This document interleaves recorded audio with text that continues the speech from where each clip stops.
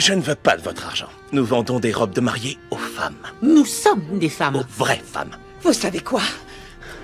J'ai bien envie Non, de non, faire non, un non, on se balai. calme. Loulou.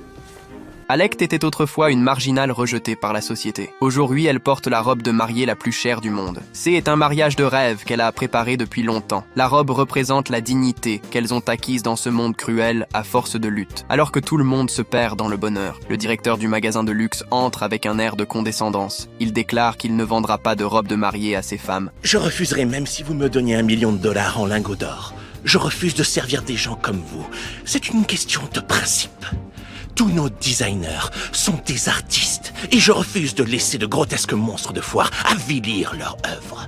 Alect se moque de cet homme qui porte une alliance, mais il n'a probablement pas touché une femme depuis un siècle. Elle décrit avec des mots magnifiques la vulgarité et incapacité de cet homme, et écrase son soi-disant respect comme une vieille poubelle. Et j'embarque votre champagne de merde. Dominique, préparez le rendez-vous suivant. Préparez-le vous-même. Je démissionne.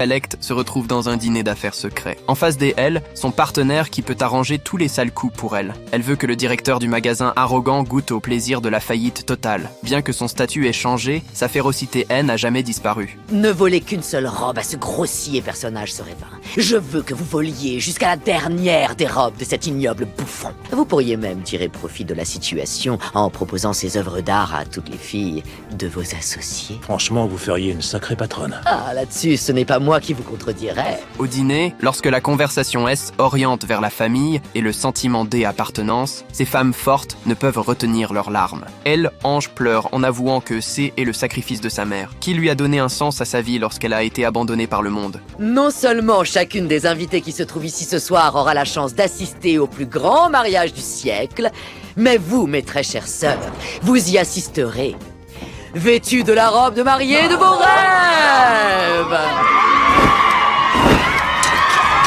Quand quelqu'un demande d'où viennent ses vêtements, Alect laisse échapper un sourire mystérieux. Le propriétaire du magasin qui les a discriminés est en train de se faire voler sa richesse par des bandits. Ce N est pas seulement un vol. C est une redéfinition de la beauté et une passation de pouvoir.